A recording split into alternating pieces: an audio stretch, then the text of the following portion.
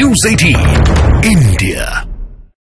टूट के बाद रक्षा मंत्री राजनाथ सिंह ने इंडी गठबंधन पर बहुत बड़ा हमला कर दिया है। राहुल गांधी की भारत जोड़ो न्याय यात्रा के लखनऊ जाने के सवाल पर यह कहा कि इंडी गठबंधन खत्म हो चुका है, वो कहीं भी चले जाएं, कुछ काम नहीं आने वाला है। रक्षा मंत्री राजनाथ सिंह की तरफ से ये बहुत बड़ा हमला किया गया। इंडी गठबंधन पर यह हमला ऐसे वक्त में हुआ है जब सूत्रों के हवाले से खबर यह है कि उत्तर प्रदेश में अब बात नहीं बन पाई है समाजवादी पार्टी और कांग्रेस के बीच में।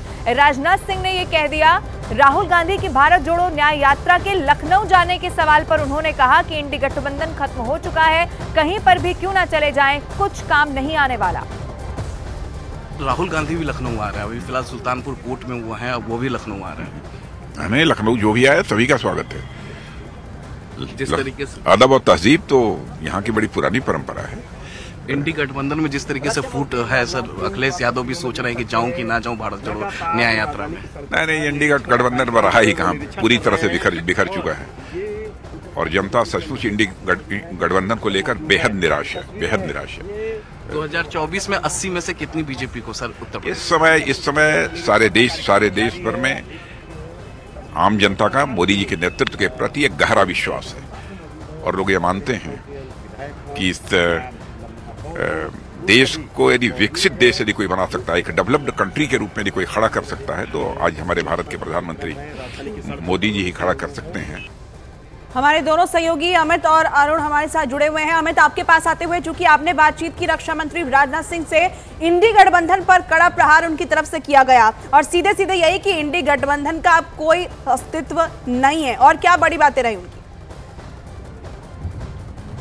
देखिए, राजनाथ सिंह ने जो खास बातचीत मुझसे की है उसमें उन्होंने साफ साफ कहा कि राहुल गांधी न्याय यात्रा कहीं भी कर ले, राहुल गांधी भले ही अमेठी में जाकर न्याय यात्रा कर ले, आज रायबरेली में है, फिर लखनऊ आना है, तो वो जहाँ जा रहे हैं वहां से इंडी गठबंधन और कांग्रेस पूरी तरीके से खत्म हो जाता है। सीधे सीधे उन्होंने राहुल गांधी के भारत जोड़ो न्याय यात्रा पर हमला किया है और उन्होंने कहा है कि जिस तरीके से प्रधानमंत्री नरेंद्र मोदी लगातार काम कर रहे हैं देशवासियों के लिए, और उसके मद्देनजर उत्तर प्रदेश के सभी 80 लोकसभा सीटें जो हैं एनडीए के खाते में जाने वाली है, बीजेपी के खाते में आने वाली है, तो जाहिर तौर पे एक बड़ा हमला राजनाथ सिंह ने किया है। दरअसल रिंग रोड का 100 किलोमीटर से ज्यादा का रिंग रोड है, उसकी निरीक्षण करने के लिए राजनाथ सिंह पहुंचे थे और वहीं पर उनसे हमारी ये बातचीत हुई है। तो दूसरी तरफ रायबरेली में थोड़ी देर में हमारे साथ अरुण, अब ये बताया जा रहा है कि बातचीत तो अभी भी चल रही है, लेकिन आखिरी दौर की बातचीत में हो सकता है कि कुछ सीटों पर पेच फंस गया हो। क्या आप हमारे दर्शकों को ये बता पाएंगे कि कौन सी वो सीटें हो सकती हैं जिन पर बात नहीं बन पाई या आखिरी दौर की बात होते होते रह गई? कोई ऐसी सीटें? देखिए, दो ही ऐसी सीटें हैं, एक मुरादाबाद और एक रामपुर। दो ऐसी सीटें हैं जो समाजवादी पार्टी किसी भी कीमत पर कांग्रेस को नहीं दे सकती, क्योंकि 2019 में दोनों सीटों पर समाजवादी पार्टी के उम्मीदवार जीते थे।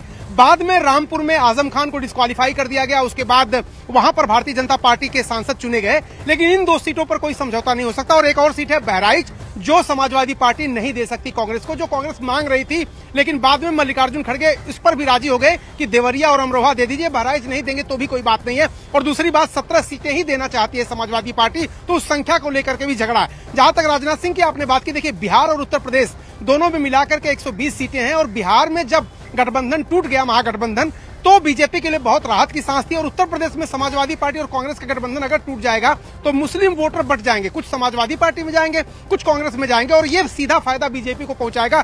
इसलिए भारतीय जनता पार्टी के लिए बड़ी खबर और अच्छी खबर ये होगी कि गठबंधन टूट जाए। हालांकि अभी बातचीत चल रही है और केसी वेणुगोपाल ने कहा कि सीटों का ऐलान कुछ देर में कर दिया जाएगा, कुछ दिनों में कर दिया जाएगा। लेकिन बिहार के बाद अगर उत्तर प्रदेश में ये गठबंधन नहीं होता है तो भारतीय जनता पार्टी का जबरदस्त फायदा होने वाला। ठीक है अरुण, लौटेंगे आपके पास। हम अमित, हमारे सहयोगी जुड़े हुए, उनका रुख करते हैं। अमित, जैसा कि अरुण बता रहे थे कि बड़ा फायदा इससे भारतीय जनता पार्टी को होगा, लेकिन क्या दिखाई दे रहा है यहाँ पर? बिहार में जो हुआ वैसा ही कुछ उत्तर प्रदेश में होता हुआ नजर आ रहा है। समाजवादी पार्टी की पकड़ यहाँ पर मजबूत नजर आती है, कांग्रेस को क्या पीछे हटना पड़ेगा?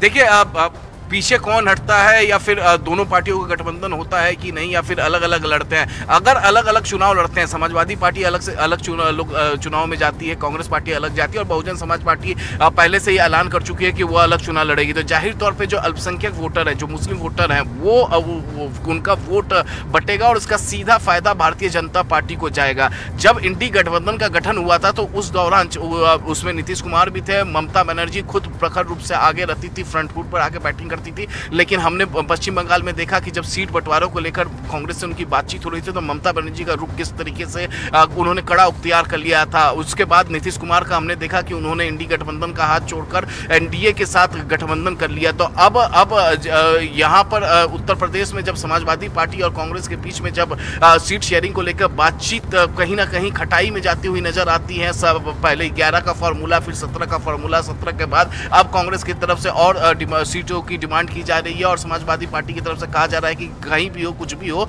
वो अपने सिटिंग एमपी का टिकट नहीं काटेंगे और इसके अलावा 17 से 18 सीट वो नहीं देंगे, 17 ही देंगे। तो जाहिर तौर पे अगर ये गठबंधन नहीं होती है, और जो हमारे सोर्सेस अभी बता रहे हैं कि सीट शेयरिंग को लेकर बात फंसी हुई है और गठबंधन टूट सकती है, तो ठीक है, आप बने रहिए हमारे साथ। अनुराग भदौरिया समाजवादी पार्टी से इस वक्त हमारे साथ फोन लाइन पर जुड़ चुके हैं। अनुराग जी, ये तो आखिरी दौर की बातचीत तक बात पहुंच गई थी ना, फिर ये क्या खबर है कि इंडी गठबंधन अब उत्तर प्रदेश में नहीं हो पा रहा है गठबंधन, क्या खबर है सही, ये बताइए न्यूज़ 18 इंडिया पर आप।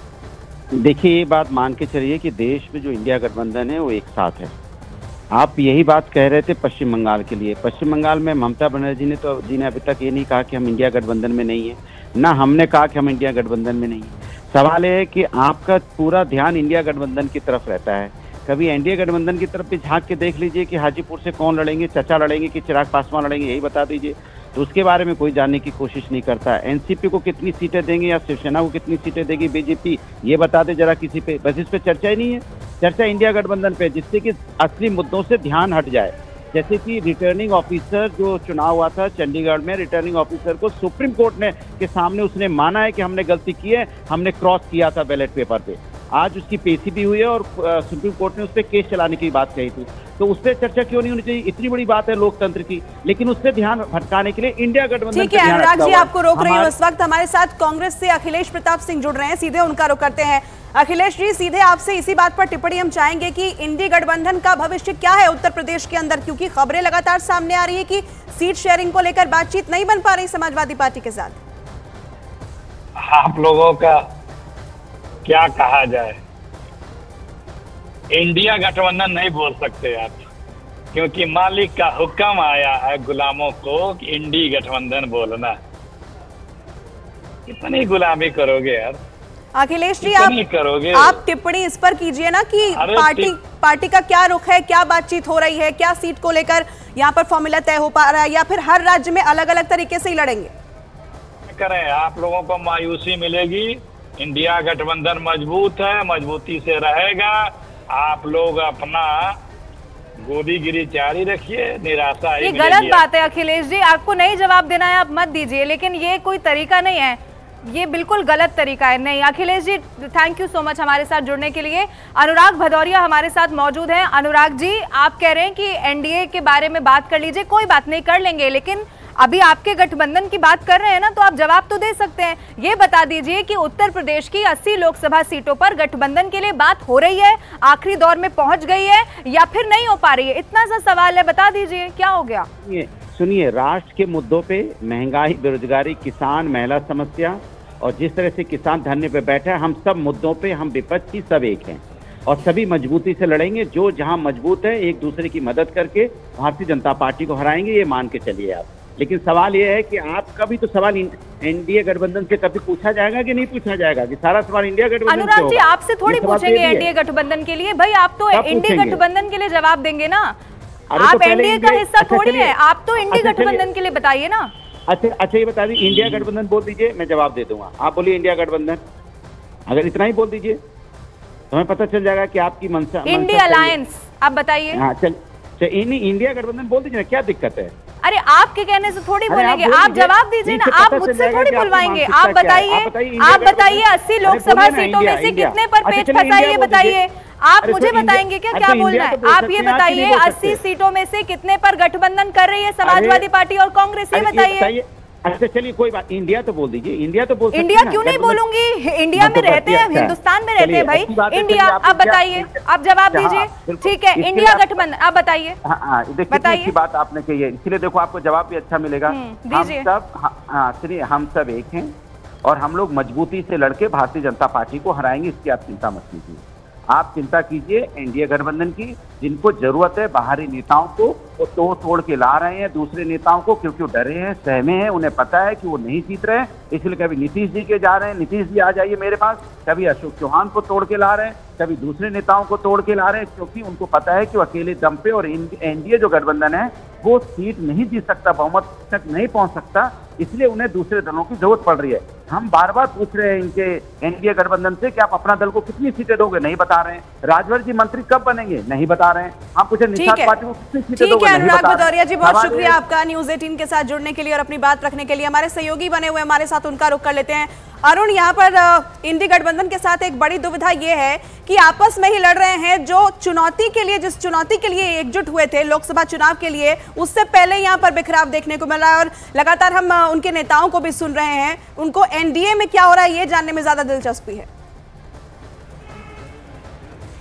देखिए, मुश्किल किसी भी गठबंधन के सामने आती है जब एक दूसरे के वोट शेयर पर नजर रखते हैं। आप देखिए, जैसे बंगाल की बात करिए, ममता बनर्जी वहां कांग्रेस को मजबूत नहीं होने देना चाहती और कोई भी पार्टी अपना वोट शेयर दूसरे को नहीं देना चाहता। मायावती इसी डर में जल्दी गठबंधन नहीं करती कांग्रेस से, क्योंकि एक बार गठबंधन किया और उनका अगर जो दलित वोट बैंक है वो कांग्रेस की तरफ चला गया, जो पहले कांग्रेस का था। मायावती के आने से पहले दलित वोट बैंक कांग्रेस का था। मायावती हमेशा इस बात से डरती है कि अगर वो वापस चला गया अपने मूल कैडर में, मूल घर में, तो हमारा क्या होगा। तो जब गठबंधन कोई होता है तो जो वोटर हैं उनको देखा जाता है, क्या हमारे साथ रहेंगे। ममता बनर्जी की परेशानी क्या है, कांग्रेस छोड़ के वो गई, एक अलग बेस बनाया, वापस कांग्रेस से गठबंधन अगर कर ले कांग्रेस की शर्तों पर, तो उनका वोटर कांग्रेस के पास आ सकता है। ठीक है, अरुण लौटेंगे हम आपके